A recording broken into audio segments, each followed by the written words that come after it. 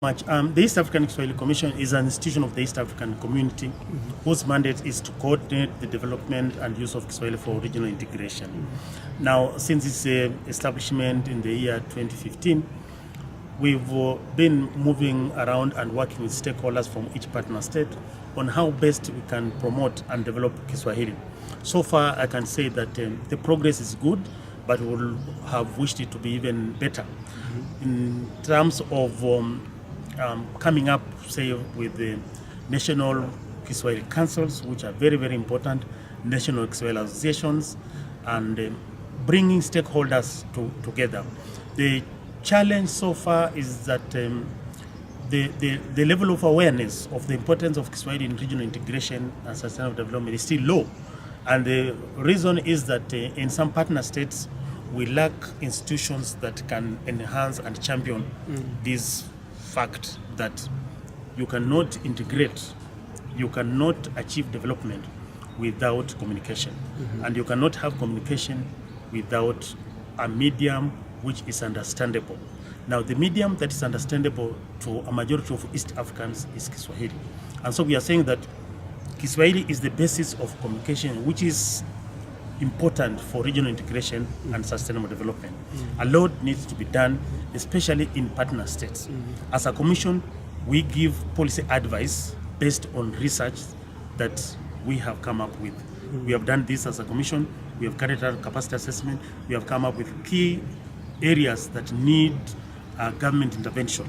And what is now remaining is individual partner state governments to come up and implement some of the recommendations that we have put forth. Maybe the last one, sir, a quick one.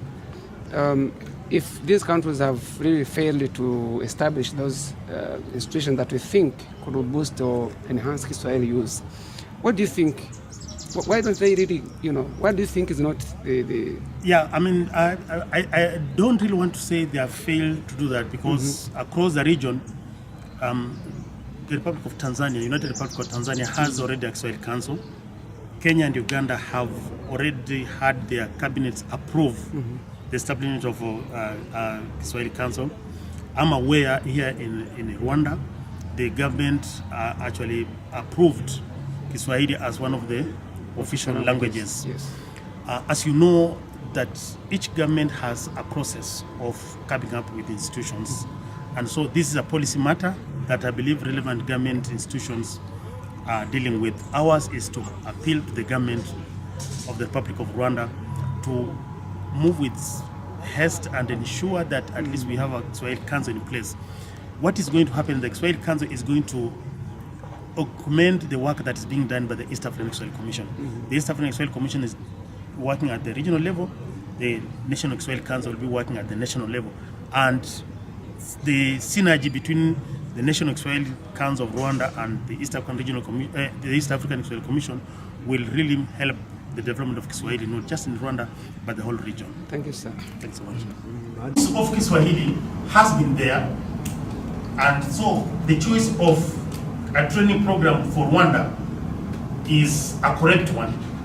What we need to do as stakeholders here is to see how we can help our government of Rwanda understand how they can enhance and promote the development and use of Kiswahili, and how business people, the small, medium entrepreneurs, can harness this resource, because it is a medium of communication. It's a resource that can really help bring about socio-economic development.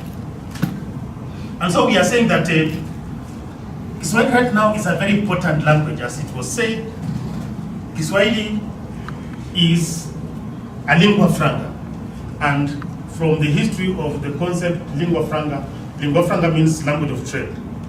So the fact that Kiswahili is a lingua franca means that it is believed that Kiswahili has a role to play in business and trade. And so as a common language of wider communication, how can Kiswahili help East Africans achieve integration and development? We need to answer that question by demonstrating using the Rwandan example. And that's why we are here to come up with a program that can show not just citizens of Rwanda, but citizens of East Africa and the whole continent that indeed a common language is an important business factor. Business people will tell you they have various factors they consider, but it's very likely that they don't really consider language very, very important. But we shall see why language becomes very important when you are dealing with bilateral trade and intra and inter-regional trade. These things are very important because we are saying it's not just the business people or entrepreneurs between Rwanda and Congo, or Rwanda and Uganda, or Rwanda and Tanzania, but we are also saying that it's between the region, the partner states, the various partner states. But now that Kiswahili has been accepted as one of the working languages, one of the official languages in SADC, how is the training program that we shall come up with help? How can this training program help the whole of East Africa, meaning other partner states, trade with states or member states in SADC? Kiswahili is already being used in some parts of Zambia. Congo is not yet a member, but Congo is a member of SADC. Already Rwanda is doing business with Congo. Of course, almost all EAC partner states are doing business with Congo. How does Kiswahili help? Bilateral business, or if you like, national businesses, bilateral businesses, intra-regional, within the region, and inter-regional, between SADC and EAC. And so what we are saying is that if you read the history of economic theory,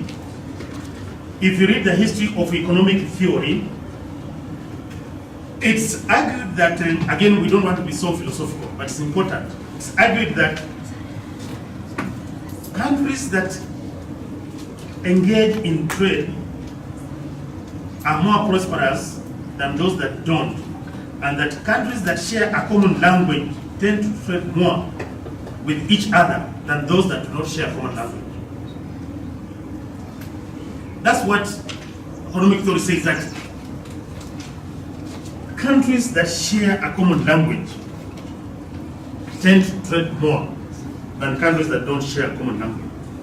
Meaning that there is a relationship, a correlation between language and trade. And beyond language and trade, there is also a relationship between language, trade, and international relations.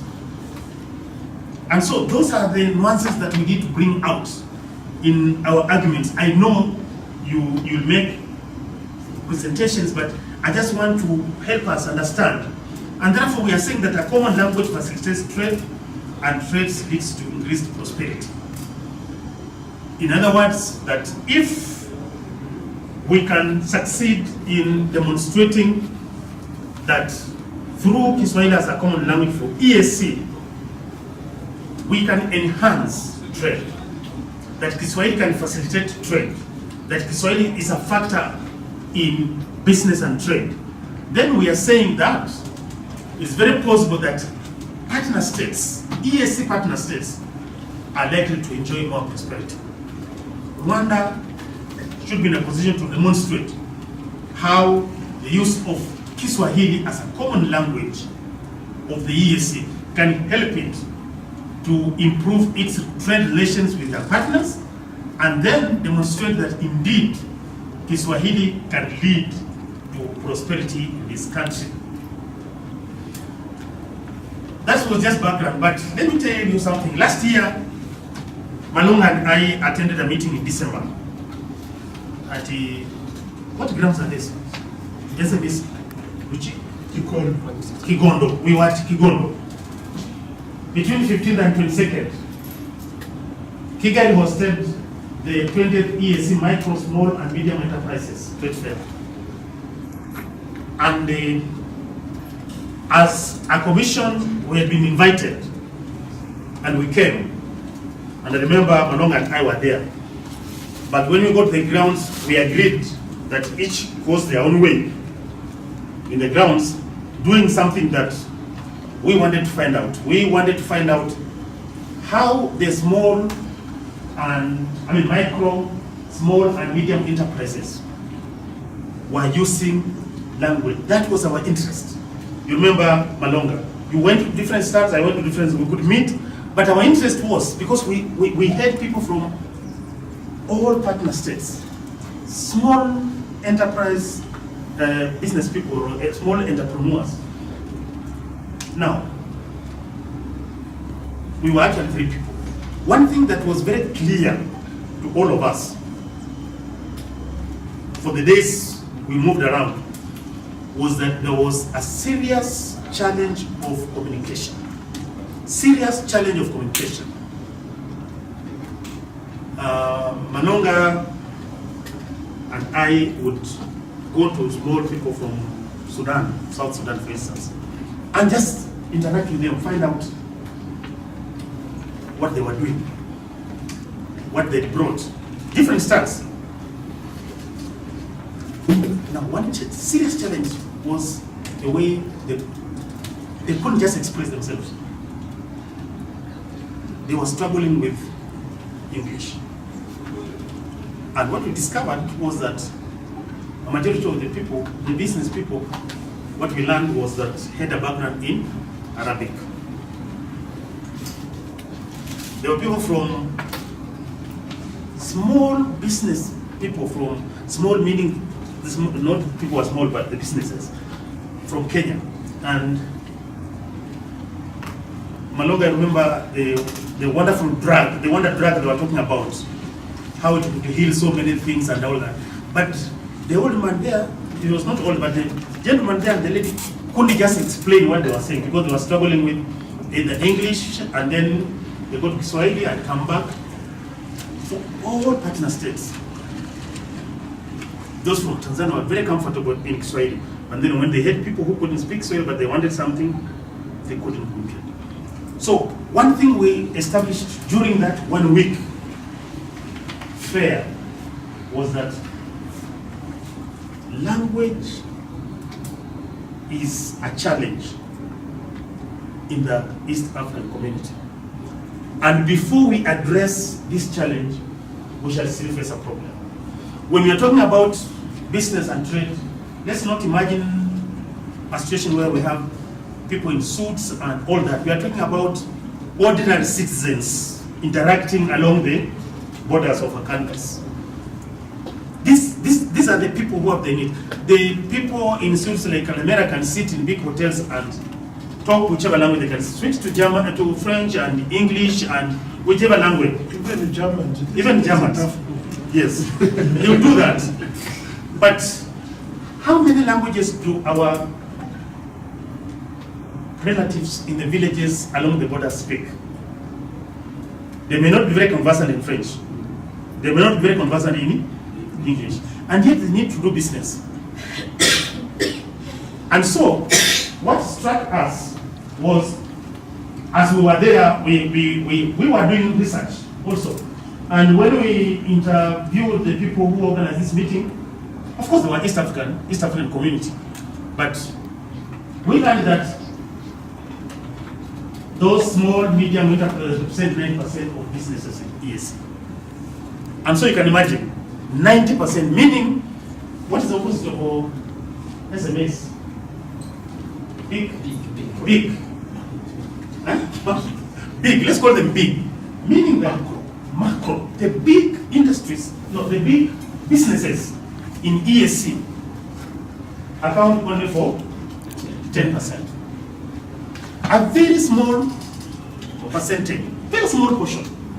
A majority of East Africans who are in business and trade are small traders. Is it not so? Yeah. So the 10% are the ones who can afford to sit in hotels and speak any language. But the 90% who are driving the East African economy are not in a position to communicate among themselves, yet they're the ones who are running the economy. And so what we are saying is that the guest of honor was a minister from here who asked the exhibitors to scale up their operations in order to grow small and medium enterprises quickly as they are the backbone of EAC economy. That this 90%, these small traders that make up 90% are the backbone of the economy of East Africa. Who are these people? Whom do we mean by SMEs? Who are they? They would be who? In Rwanda here, business people. Who are they? Small. What are they engaged in? Retail trade. But what are they retailing? What goods? Handicrafts. Matoke. Yes. Are there no matoke that come from across? Clothes, rice, beans, small things, you know. They not necessarily put their things on containers to go to Europe. But they can also do that. But they don't do that. For them, they want to fulfill needs across across the borders to their neighbors. And so these economies are very important. And so we are saying these small, medium enterprises are the engines to spur rapid economic development. If we want economic development in our countries and in our region,